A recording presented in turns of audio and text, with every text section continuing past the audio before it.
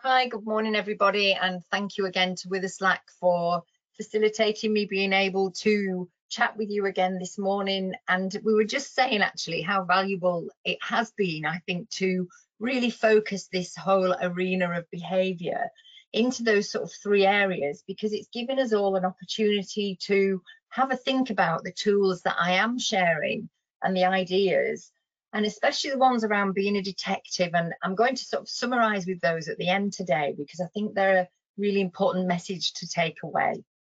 So for those of you that are perhaps linking in for the first time, I really encourage you to go back onto the Witherslack website and connect with the demanding and disruptive behaviours and the shutdowns and meltdowns and refusals as well, to have a listen to what we were chatting about then. And one point that I did mention that I've obviously mentioned before is the fact that I hope our time together will be useful, but also that I'm not a psychologist or a behaviour specialist. I tick the personal, the professional and the lived experience boxes. And I'm going to be sharing with you the same today, sort of as an educator and an advocate for the many thousands of families that I've had the privilege of walking both my professional and personal journey with over the past too many decades to mention. So I think one of the important things this morning is just to set a scene of realism. Excuse me, sorry. I think one of the difficulties in this whole arena of sleeping, eating, personal hygiene is that we bring to the front of it all sometimes problems and concerns, and we think, oh, actually, do you know what? I think we might start and address that perhaps during the summer holidays when we've got more time. And I just want to put a little cautionary red triangle out there for us to be very careful about our timings and our intentions, because sometimes we approach things with a very autism friendly framework, but we interpret how that might go, or we interpret the planning of that with a very neurotypical perspective. And I think that does happen in our summer break, that we have all these grand ideas of changing habits and making things different. You know, I can't tell you the number of families I've worked with who have decided to sort of address toilet training perhaps over the summer break. And in actual fact, when our children are coping with so many differences in change, then maybe that's not the best time. One of the best books I read that is not a particularly neurodiverse book, it's just a life skills book, was called Atomic Habits by James Clear. And he really advocates the fact that actually small steps, realistic moves towards life habit changes is the very best way. So it's about thinking, how can we change habits, but realistically? How can we do that in a way that makes life tolerable, but also that we know that we are sort of moving towards improving and better things, better health, better knock-on effects. And diet is one of those things, isn't it, where we all kind of cringe and maybe coil away, because love it or hate it, we can't deny that it does have an impact on our personal health, on our children's health, and on everything else that goes around it. But to be honest, this is going to be my nod towards diets, because the reality is that there's an undeniable link, but the reality is that we're not going to be in this 1 hour changing all of our diet, sleep habits and hygiene patterns. But hopefully what we are going to do is identify some tools, some ideas, and stir up some thinking around when might be the right time to do that. And I think being the detective is the most important message that I really want us to take away from the whole of this focus on behaviour. I think, you know, I'm no saint. I eat too much sugary food. I forget to eat when I get absorbed in something that I'm more interested in, or I'm more focused in. And that equals that I've got a distraction problem, that my neurodiversity means that I can become very easily distracted and very deeply focused. So my diet or relationship with food is not a mental health relationship. It's not a mental health concern. And I think it's really important that if we are worried about any of those aspects, that we do seek support from our GP and from the right psychology services, which is not obviously my area of expertise. But my area of hopefully experience is that the important thing is to understand what's really going on. So, as I say, for me, it's not a concern about my relationship with food. And I met a mum some years ago who told me that she had been diagnosed with anorexia, and then she'd been diagnosed with bulimia, and then she'd been diagnosed with personality disorder. And eventually, which was at the time that I met her, she had had a diagnosis of autism spectrum. And she had only identified those pointers when her own child received a diagnosis. So I think the point I'm trying to make here is that as we share this journey together, what is really important is that we understand the relationship of what's going on and the relevance of our child's autism, neurodiverse profile. That actually, is this a result of something underlying in their profile, rather than perhaps a more typical way of understanding that difficult relationship with food. So I think when we are working with psychologists, when we're working with occupational therapists, when we're thinking about our time this morning to do with dressing and hygiene, and when we're thinking of our time to do with sleep, that we do think about approaching sleep charities and people who are specialists in these areas. But my perspective is very much thinking, but actually, is this something to do with the profile and the presentation of this neurodiverse individual? Is this rooted in their neurodiversity? Because if it is, then we can start to work on how we can make changes if we feel they are relevant. So just to help us all connect with the fact that actually we all have emotional responses to this arena. It's a very emotive, a very real area of concern for every parent, for every person, is sleeping, eating and hygiene. They're all areas that flag up different issues at different times. So I'm going to show you a slide in just a couple of seconds.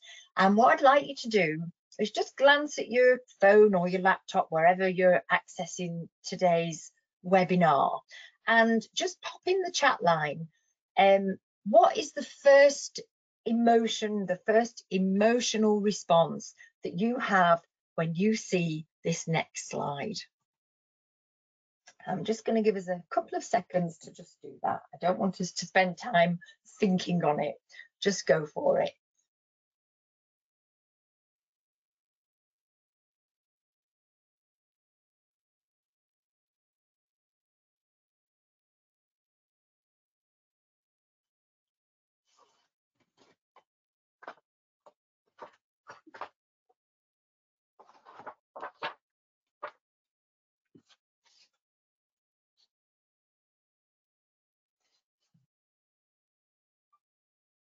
I don't know, has anyone put anything in there for us, Molly, or are we radio silent out there this morning? No, we've got stressed, overwhelmed, messy, chaos. Absolutely. And that's exactly right, isn't it? Any of those responses that we kind of, we're all going to feel, aren't we? You know, some people might feel horrified. Some people might feel judgmental. How did they let that happen? Why don't people keep on top of things? Why don't people chip away? People might feel sympathetic. They might think, oh my goodness, I've felt exactly the same, or I'm in the same situation. And I think there's 2 points I want us to take from this slide. One is that all of our expectations and perspectives will be unique and individual. And what is palatial to some will be clinical and cold and, you know, not a warm home environment to others. And so I'm not saying it's great to live in chaos, but I am saying that it's important that we appreciate that when we connect as human beings, that our perspectives are all going to be unique. And I think it's also important that I can use this slide to say to any of you out there that often say to me, particularly when I'm doing a home visit, well, look, Anne-Marie, you just don't understand why he just can't seem to choose to do anything. And his toys are all there, look. His boxes are all there stacked up. You know, I've even labelled some. And for some of our children, that same feeling of being overwhelmed can happen in that same situation. So it might not look as chaotic or as unruly to us as this picture does, but it might do to our young people. So again, it's about trying not to put a neurotypical perspective into what our children are experiencing. We really need to get inside their head. So this is a really good starting point to remind us about how we can explore and travel through and learn, and how we can inquire and be curious about that detail of sort of decoding and understanding the things that we are presenting, and that we can you know, examine by really touching on what's happening for our children in their lives. But when we think of challenging, we tend to think of demanding and sometimes even provocative, and sometimes, you know, even thinking in terms of what is really going on here for us. You know, how are we testing our children by the way in which we are presenting things? And just want to share with you what Tony Osgood says about positive behaviour. And he says that challenging behaviour is any behaviour that puts at risk well-being, health and cultural norms, and that has an impact on relationships or status. So lots of these behaviours that we think are worth exploring and that we perhaps find challenging, and I'll just list a few that I've had sort of mentioned all fairly recently, to be fair. So I've had families mentioning stripping off, or keeping quite the opposite, keeping a favourite heavy jumper on in soaring temperatures, refusing to eat or overeating, taking a family bathroom for 2 hours, refusing to go into the bathroom. It's impossible for us really to address all these likely concerns and scenarios. But what we do know is they feel highly charged and they feel emotive. And as far as, you know, Tony Osgood's opinion of positive behaviours go, then they do need addressing. So I'm not saying that we should go and, you know, speed along without addressing them. But what we can do is find a good starting point. And I think a good starting point is thinking about building on the strengths and abilities of our children. There's a common theme here about what can our children do? What can they tolerate? What are they good at? Where is their level of interest? What would they gravitate towards? And how we actually interpret that and how we detect that really makes a massive difference in how we then can turn around some of these really sort of, you know, worrying problems, like families who have got concerns around getting their child to eat. And, you know, unlike neurotypical children, this whole thing of, oh, well, he'll eat when he's hungry, because of the differences in the inter-respective perspective sensory system of our children, so the way in which they read their own body, this can and does lead to sort of some real serious health concerns for some families. So it's not okay for us to sort of sit on that fence of, oh well, you know, he'll do that eventually. And certainly very fresh, you know, in my mind is a story of a little boy where that was considered that, oh well, he'll eat eventually. And this little boy, and I'll touch on this again when we cover our eating a bit later on, but I think, you know, he ended up very poorly because people around the family were saying, don't worry, he'll eat eventually. And, you know, I've had personal experience of thinking, oh, well, you know, if you make those kind of typical parent comments like, well, everyone will wonder what's the matter if you go to school with no shoes on. Of course, for our children, that's not the sort of thing that is likely to resonate with them, because their abilities and their strengths are very often in coping with their tolerance levels, and their drive is very different. We don't have that necessarily that social drive, that social impetus of worrying what other people's opinion might be. I mean, in some ways, we've a lot to learn there, haven't we? So I think the detective's tool that I'm going to just touch on now should be really flagged up at this point, because it's the detective tools that are going to help us to be realistic about addressing our eating, sleeping, and hygiene. So it's not as simple as it may sound when we say, when we just ask a question for our children. We need to really be exploring what's going on. So when we say ask, I don't mean just ask outright a direct question, because of course for some of our children that in itself can be a complete shutdown. I worked and also know personally a little person who every time you would try to ask him a question, he would shout, "Stop!" And that would be his response. So asking a direct question wasn't a good way forward. But what we want to do is be asking ourselves these questions. What have we noticed? What have we noticed about this child? And what can we do to support them? How can we best coach them through this? What will be the most helpful thing? What is there that we can offer that we've perhaps used before? So an anchor for them, something that's familiar. What familiar reassurance can we give? And I was recently in a cafe and I asked for something off a menu board, and I was told it's off the tapas menu, so I have to have 2 other things as well. And I didn't really want that amount of food, so I asked for scrambled egg, but I was told no, it's off the breakfast menu. By now I was very overwhelmed, and the chalkboards all around had taken some reading, not my strength for a start. So I went to my familiar and I asked for a scone. And sometimes asking what you would like to eat alone, I often hear in supermarkets families saying, what would you like for your tea?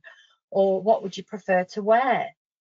Can of course feel like that. It can feel like that totally overwhelming situation. And of course the fear can be there that before, when you've asked for that thing, or before when you've made that request, that actually you've been shut down.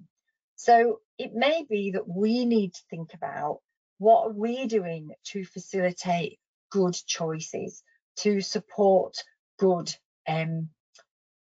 decision making? And it might be that we need to offer those limited and available choices. Would you like to wear a red t-shirt or your dinosaur one? Rather than expecting our children to sort of look what's available and then be surprised that they always go for the familiar. So let's get into our nitty-gritty of what you're all waiting for probably this morning. which of course we're going to start out with eating. And again, that sort of personal perspective is so important. If you think about eating, it really is true that when we say, you know, one man's feast is another man's poison. And, you know, our personal tastes and preferences in food, you know, a surf and turf with fries might be something that would just be intolerable to lots of people, but absolutely have those appetites soaring for other people. And I was incredibly amused when I was at a fish restaurant some time ago on holiday to notice, you know, a young child being brave and trying oysters, something I haven't ever been brave enough to do myself. So I think sometimes, you know, working through what's going on for our children and the social demand of what's going on can be really, really valuable. And I think thinking outside of the box, I was listening recently to a radio article, and I know a few children who do suffer with misophonia, which is again sort of part of our neurodiverse profile, but can mean that the noises of eating, the noises of people chewing are completely overwhelming. And it can mean that some families find this whole idea of a relaxed family gathering around the table really intolerable. So it's important to decide on sort of the coaching element of our anchor. Sometimes having a relaxed approach or a sharing platter that everyone takes a bit of food from if they want it can be more successful and can lure children into perhaps being a little bit more interested in the foods that are available. And sometimes this sort of setting up, this style of setting up can be more successful. And we can apply that to all sorts of focus points. You know, we could hold up a pasta pot and sort of say, you know, who wants pasta, who wants sauce, and remember to sort of put those things separately rather than serve them in a more traditional way. So it's really important that when we are planning and working with our family meal times, that we are being mindful of our whole presentation of neurodiversity and all the implications that goes with that. And I know sadly of a little boy who had a severe eating problem and was twice in hospital and was having discussions about having a peg fitted to support his nutrition. And this particular little boy, that one day his dad was out and the little boy just picked up a plastic pot of food. And his dad thought, you know, this is a bit strange, but decided, well, I'll buy it for him because at the end of the day, you know, that's great if he's showing any interest in anything to do with food. And so he did buy it, and Sam ate it. And the next day he took him to the same newsagents, and Sam did the same again. So then they decided on day 5 that they couldn't afford to keep buying these pots of food, but they'd make pasta at home and serve his food in that pot, thinking it was the pot. But then the little boy still wouldn't eat it. Anyway, Mum put that in the fridge and thought, well, we'll try again the next day. And the next day she'd made the family a different meal, but she got this particular food out of the fridge and gave it to Sam. And she could not believe that he absolutely wolfed it down. And what transpired was that actually what happened in that home for that little boy, he was the youngest of 5 children, and he was used to other people saying, no, you can't have that, it's mine. So what that little boy needed was what we really don't tend to think of, particularly when we're looking at our autism, predictability and routine and same desire for sameness, was actually that little boy wanted different food to the rest of the family. And once the family realized that, that little boy ate everything that was put in front of him so long as it wasn't the same as what the rest of the family were eating. And it's so interesting that actually when they took a step back and looked at all his other habits, all his other strengths and abilities, what can he do? He liked to take his toys and put them somewhere else. So if his brothers were on the sofa, he would play on the floor. If his brothers were in the kitchen, he would play in the garden. So he's obviously just going at that time, his area of development was that he was more comfortable with change. He was more comfortable with inconsistency and difference. And I think, you know, when we think about certainly our professional knowledge and understanding around autism, and the fact that, you know, even the greatest gurus, particularly in the field of autism, like Gary Mezibov, talk about the success of consistency and talks about familiarity being our friend. But again, it's so important that we don't become so neurotypically locked in these theories and observations that we lose sight of the individual child. So that child had very individual eating habits, and had his family not had the wherewithal and the ability to take that step back to be detectives, where would that little boy be today? Probably being peg fed, and that's kind of, you know, where he would maybe still well be. So I'm not saying that there are children out there that don't need those kinds of interventions, but I am saying that the most important thing is that we really look at what is truly going on. So one of the successful steps that we can use for supporting and making changes in terms of all of these areas that we're looking at today is to use this very small step approach to building independence. And in terms of eating, it might be that feeding a child is where we are at. So, you know, supporting actually putting food into our children's mouths. I know there's lots at the moment on sort of baby-led weaning and self-feeding. And of course, for lots of neurotypical children, that's a wonderful way forward. But for many of our children that perhaps are a little bit tactile defensive, or a little bit reluctant at picking food up, or maybe even holding a spoon, I have lots of families that express concern that they are the ones still, they are the adults doing lots of the feeding, lots of the encouraging to eat, and then the child is just doing that tiny little bit.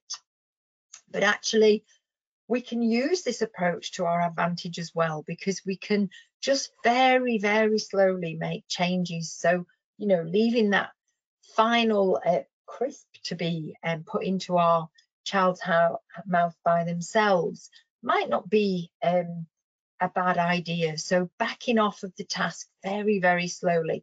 And that's kind of taking the same approach as James Clear in his Atomic Habits, that we're making those changes very slowly, that we're building that independence in those tiny, weeny steps, and that we're all the time thinking, how can we help our child to be successful, rather than thinking, oh, you know, let's give them a go, and then when they fail, we'll step in. So this is quite the opposite. And I think a way to sort of give you a nice example of that would be a family that actually have really taken a different approach at arriving at a party. And so they attend their family parties now for the last 15 minutes. And they sort of regather and leave early. And that kind of for them has been a success, because they felt that if they arrived for the first start of the party, then they inevitably ended up leaving 10, 15 minutes into the party. So setting up to succeed, making everybody feel okay about things is such an important,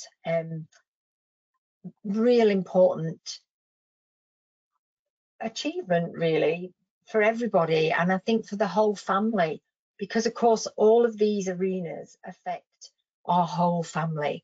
And if you think about applying this success and setting children up to succeed, we can apply this to so much more, not just to attending parties, but to getting dressed, to eating, that very small step approach where rather than giving our child a go, excuse me, and giving them a chance to fail, what we do actually is step in there first, get them successful, and then we start to back out really slowly. So it really is an approach that builds self-esteem. It's very logical and systematic, and it's built on those can-do skills. It picks up where our child is at and moves along very slowly and very gently with them. And of course, that's not so easy when it comes to sleep. And I think all of the things that we're looking at today are challenging from the perspective that we can't force these things, but we can coach and teach appropriateness. We can coach and teach and encourage, and we can work with where our children are at. This little boy actually took from age 2 to 4 to to escape the notion that there were worms in his bed. He slept on the floor for a very long time with lots of worries and concerns about worms in his bed. And interestingly, he wouldn't wear 2 layers of clothing, probably for the very same reason, though he never expressed that. And his mum and her friends actually set to and with the help of an OT made a little weighted blanket out of his favourite duvet, which really did help to just sort of settle down and work towards some positive sleep habits. And I think again, you know, having healthy sleep patterns, yes, we all know the advantage, but the reality is sometimes we've got to take a step back and think, what do we need to coach? Think about the anchor. What's the coaching here?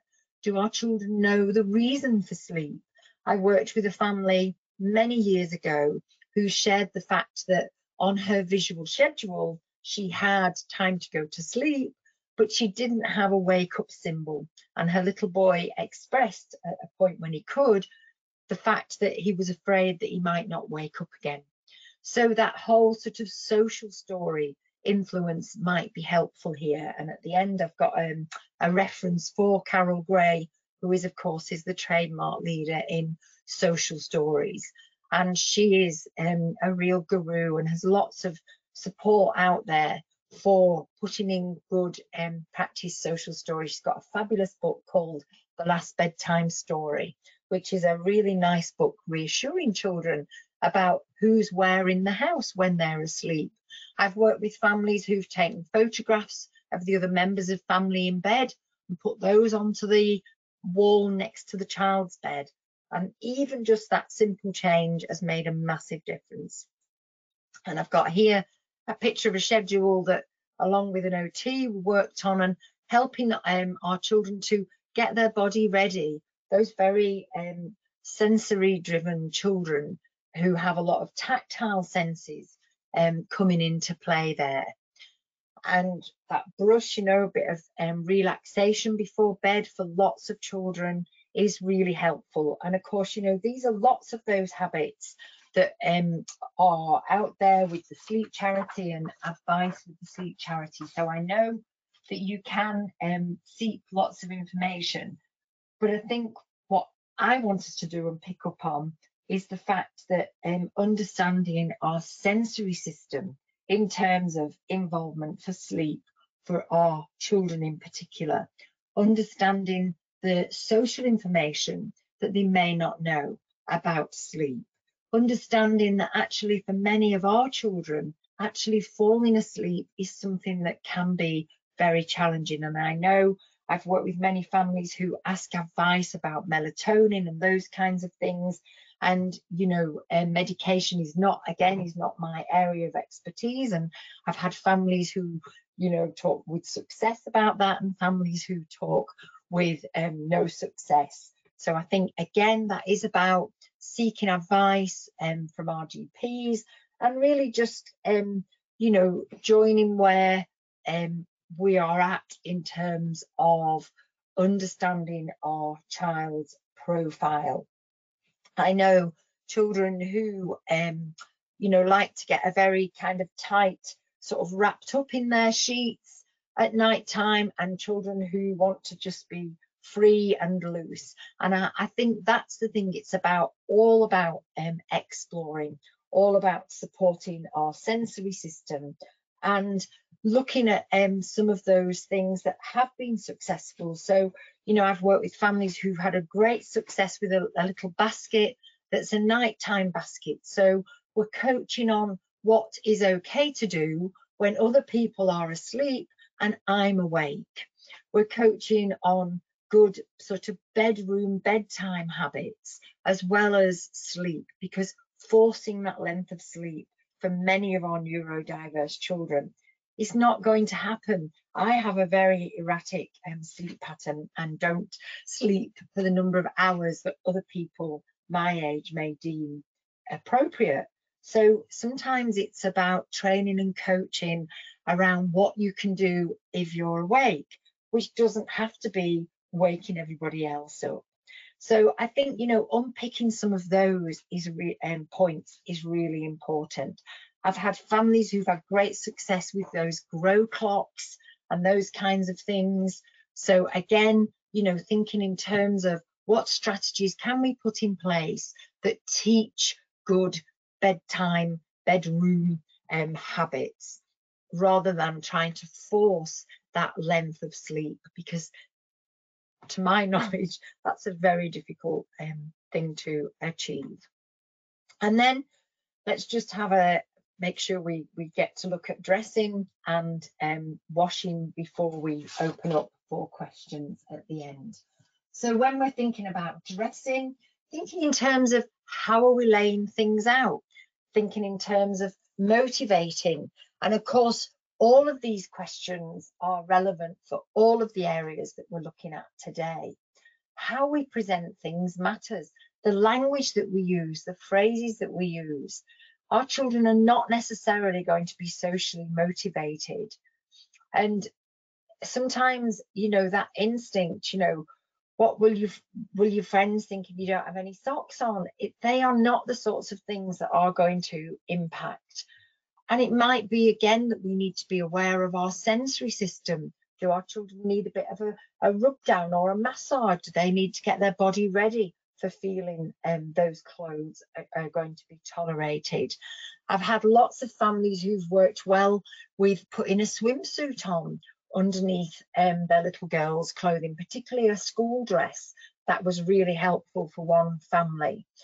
I've had families where even putting a leotard or putting on, you know, a size less clothing has been helpful, because that feeling of clothing being tight on the skin and not moving can be really helpful.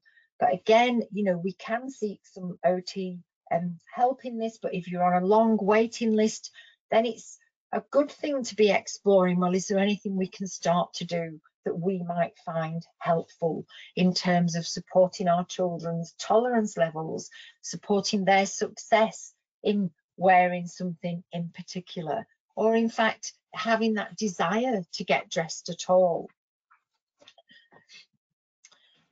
And we've got to remember with all of these areas that we need to be asking these work questions.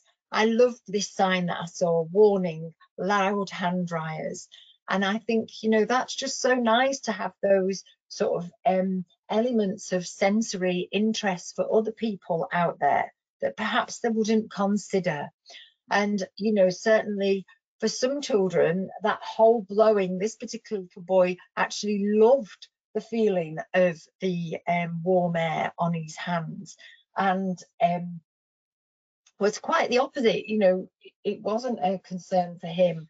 Whereas I've, you know, worked with lots of families, and I'm sure you've got children too, that will, you know, exit the toilets or refuse to go in because of the noise of the hand dryers.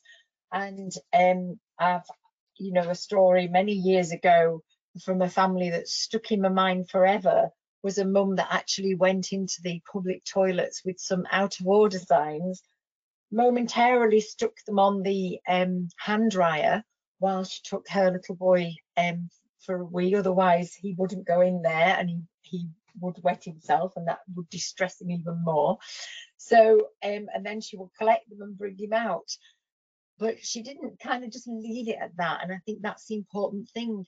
She then took him in there, put them on herself for a second on the way out, so that then he kind of was getting used to the noise of those hand dryers. And of course, lots of families have used the disabled toilets to support being able to still use facilities when they are in public. So we've got a lot of detection work to do. We've got a lot of asking ourselves, when's a good time to start and coach? Why might we be having the responses and reactions that we are? Do we have them differently at home than we do perhaps when we're out in public? Who facilitates improving those or addressing those? Does that change at home? I know one family whose little girl would go in the bathroom with one parent but not with the other, and so they did a bit of detection work on the fact that actually they were using different language, and they were using different ways of encouraging their little girl to sit on the toilet, and she was only doing that at that point in time. And so, you know, being consistent in our approach is also relevant for the way in which we're doing things. And of course, it's really important that we're thinking in terms of what's going on inside our young person's heart and mind. Because if they feel like, you know, life is about to erupt into some kind of volcano, and this little girl explained that beautifully. She had great fun making a bicarbonate of soda volcano in her science lesson, and she after that always referred to her feelings of having to get dressed and her feelings of having to wear a school uniform in particular, that actually that really kind of started to bubble that volcano up inside. And I know that poses big questions. You know, should our children be made to be wearing their school uniform? And of course, again, that's a really individual answer to be given. But I think we can go back to our detection work around our anchor, and we can go back to our work questions and really work in partnership with our schools and with each other, with families, in really understanding actually what's going on here. And it might be that we just need to think about how we're motivating. I know I was doing some training, live training down in Essex this week, and I brought this picture of this cut up beer can with me. And please don't feel that I'm suggesting all our young children start drinking beer, but this is just an example of something that we use to help with that motivation for a person in their self-help, in their personal management, in their self-management. And for every little success, it's just an example of how we can take a photograph of something that's motivating for our children, and we can cut it into little pieces, and they can bring that together. Maybe if we're working on getting dressed, that for each item of clothing that they manage to put on, we get that sort of positive reinforcement, and the reward is that they get that item, or they access that time on their screen, or that particular cereal, or whatever it is that works for them, maybe creating a science experiment. So I think it's really important that we summarize at the end of our 3 presentations that we've been doing together, the fact that the key element that we've worked on through all of these webinars is to be detectives. In our first one, we looked at how we can reframe demanding and disruptive into desire and distress. And we looked at using an iceberg, where we're thinking about getting under that waterline to detect what's really going on. And then on our second webinar, we looked at how we can reframe shutdowns and refusals into that kind of being scared and overwhelmed. And we used a star to help us look at that. So we were looking at the settings and the triggers and how that worked for our individual child. And then today we've been looking at that anchor. How can we anchor those elements of our understanding? How can we notice? How can we ask those questions? How can we offer support? How can we be reassuring? How can we coach our children appropriately in order to help them with their eating and sleeping and hygiene, and how we can hopefully change that? So I'm just going to finish off before we open for questions with a little quote, and it kind of summarizes all three of our behavior webinars. And the quote is from Luke Bearden in his book, Avoiding Anxiety in Autistic Children. And he says, and I agree, that no child should live an ongoing dread of simply being alive and having to face the world. No child should have to think of themselves as a lesser human being and suffer the consequences. Elimination of anxiety for this population is a huge step towards increasing the numbers of children who can lead happy, fulfilling, productive, emotionally stable, and mentally well childhoods. Never underestimate the impact you can have on your child. And here's to happy children, young people, and adults. So I hope that you've picked up a detective's tool, if nothing else, and a determination to dig beneath that waterline, find out what's really going on before we even consider how, when, and where we might put into place and start to chip away at some changes.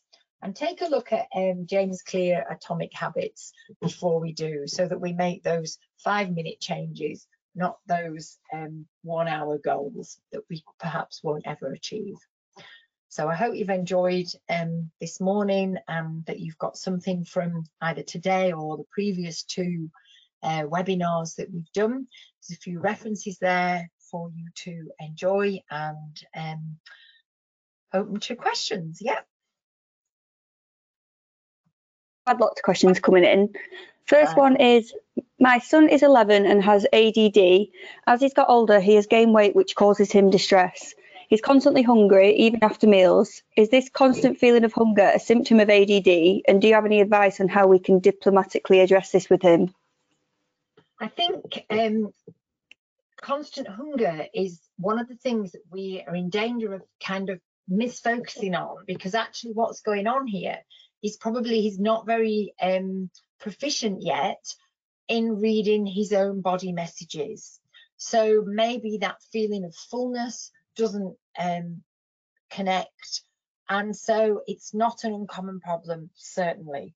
And I've worked with families where they've gone to the extreme, and they've even ended up, you know, storing food in the car boot and that sort of thing. But I think the best thing to do here is to approach things with a very logical and a very systematic method, and use realism.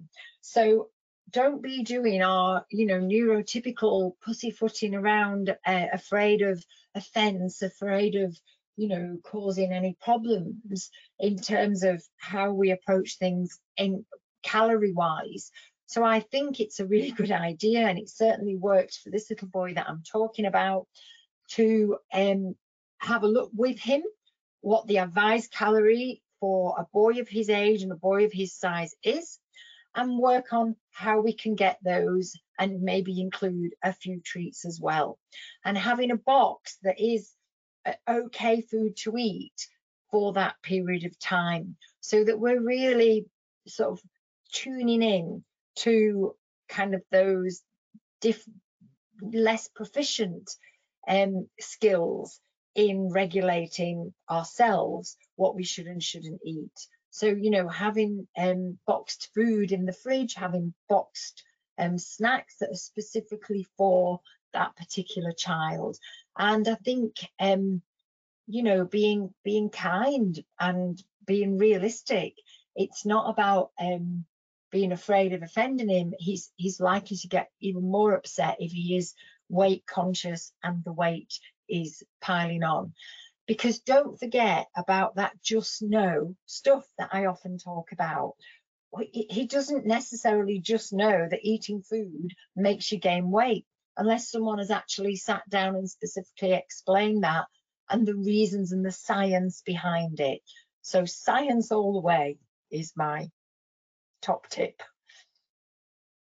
Great, thank you. Next one is, my daughter is 12, ASD with PDA elements and selective mutism. She started puberty early. She's always hated having her hair washed as a young child and does not like creams on her skin. As she's aged, she now loves to swim, so water isn't the issue, but she smells as if she hasn't washed. She hates hair removal, but that does help with the smell, and she also doesn't like deodorant. Is there anything we can try that she might not be adverse to? Well, there are, of course, quite a few natural deodorant sticks that have no odour at all and are very eco-friendly as well. So, you know, maybe going down that field in terms of sensory approaches might be helpful. But I think, you know, in terms of offering lots of choice and letting her to have a look at those options herself might be really helpful. And well done on getting her swimming. I think that's a really great thing. But again, going down the science and impact of rinsing the chlorine off of your skin and out of your hair might be something that is worth pursuing. So I think, you know, her complex neurodiversities can be addressed in just the same sort of way, using science, being systematic, being honest, being realistic, but being mindful of the fact that, as you already know, she's going to need lots of indirect ways of support and lots of choice and lots of options that she can perhaps pursue herself. So I hope that kind of helps a little bit. Great, thank you. Next one, my son has autism and ADHD diagnosis as well as a learning disability. He spends a considerable amount of time in the bathroom washing his hands and being around water, and he becomes lost in time. Prompts and reminders seem to stress him out and can often make him aggressive if he's given any time limit. Any suggestions on how to address this with him? Well, I think it's a bit like, I often, when I'm training people, will say, well, I've tried visuals and they didn't work, or they've triggered, you know, difficult reactions. And my kind of always success story is that we need to explore how we're presenting those reminders. And I think, you know, non-verbal, non-direct, non sort of socially imposing reminders can be really successful. So just, you know, the simplest thing like writing on the mirror with a you know, chalk marker can be like really good and gentle and not direct. And of course, then, you know, the chalk marker is saying it, not you. And, you know, he can maybe like, you can put a score on the mirror and he can, you know, wipe out the number of times and, you know, 3 scores and we're out sort of thing on in terms of hand washing. And so I think it's about really exploring the approach and how we're going about things, and experimenting with how we can do that in a much less direct sort of way. Maybe sometimes as well having choices of hand soap, so that that in itself refocuses the interest. So we're almost choosing one rather than all 3, or we're having one term with each. So again, just thinking outside of that box a little bit. And if, you know, if today or at any other point anyone's heard anything that they think, oh, well, that's all right, you saying that, but I need to, or I've tried this, and we haven't time to address it today, then please do not hesitate to contact me directly. Thanks, Anne-Marie. Next one, in regards to sleep, my son was given melatonin, which works wonders in helping him fall asleep. However, despite all his preferences of sleeping, bedtime sensory needs, requirements before bed, he still wakes up multiple times in the night and wakes for the day at 4 to 4:30 a.m, regardless of when he goes to sleep. I've done 2 sleep courses and a professional said I'm doing everything right, so there isn't much they could suggest. Do I just accept that my son's an early riser? I'm worried that it will impact his schooling as he gets older. I think, yes, we worry, and yes, we do, have a lot of concern around those children that seem to have less sleep than other children. I think so long as you have eliminated any reason that he may be waking up regularly at that time, like maybe, an alarm clock going off down the road, and I don't joke because I know of a child that happened to. A little girl was waking up because of someone's alarm clock that went off down the road. So and earplugs actually helped her sleep pattern alter. So I think as long as we have done all that elimination, then sometimes, yes, it is a case of accepting that our children's, in fact, our own sleep patterns may be very different, and therefore doing lots of coaching around what can you do to fill your time when other people need their sleep. And I think that is a really, really valuable lesson. And I was speaking recently with a family whose 11-year-old has really just started to get that. He still has an unusual sleep pattern, so he's actually awake much later than everybody else, often the last to go asleep in the house, but he isn't any longer going round disturbing everybody, waking everybody up. And one of his problems that he had earlier on was understanding why other people could sleep and he couldn't. And so making sure that, all those holes, all those gaps in understanding are plugged for our children.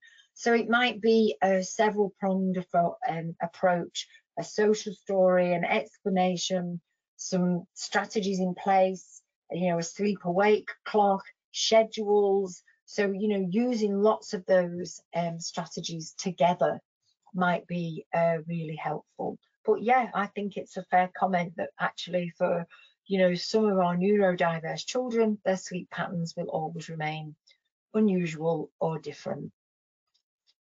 Thanks, Anne-Marie. I think my son has had neophobia since he was 2 years old. He is now 6. He used to be such an adventurous eater, but from 2 that all changed. He has a good diet, will eat a small variety of all the food groups, but is very restrictive in presentation of food and the way that meals are made. But he will absolutely not try new foods or different types of foods. I use the smell, touch, lick method, and even this is not helping. I always put safe foods on his plate and 1 new item a week. I include him in cooking to engage him. He has certain meals he wants on certain days and he loves routine and predictability. Is there anything I can do to help him? Do you know what? It's just literally sprung to my mind is a guy who, when he was 17, he told me that the best thing about living on his own, he was working residential in the chefing industry, was that he could have a pink lady apple, an Activa yogurt and a tuna sandwich every day, and nobody asked him, questioned him, or tried to persuade him to eat anything else. So I think, you know what, if your child is eating a varied diet and they're healthy and they've got enough in their diet to tick those boxes, then we do sometimes have to take a step back and think, actually, whose problem is this? And so, I think from what you're saying and all the things he does eat, then perhaps it's time to, take a less is more approach. And sometimes when we do that, to our surprise, because our children know that we're not trying to get them to try different things, we're not trying to change their diet, that actually they start and explore things a little bit themselves. I think having food around them rather than on their plate can be a good way forward. So, doing maybe more family sharing plates, serving from a shared plate in the middle and letting everyone just take their own food off that can be really helpful in supporting children becoming a little bit more adventurous and braver. But yes, sometimes I think, particularly with all of these areas that we are talking about, we get very emotionally embroiled in them, and I think we get very concerned as parents, and of course they are the areas, if we're all honest, that we probably can have the least real impact in terms of, you know, we can't force our children to sleep, we can't force our children to eat, we can't fight them into their clothes. So it's all about that anchoring the ways in which we can support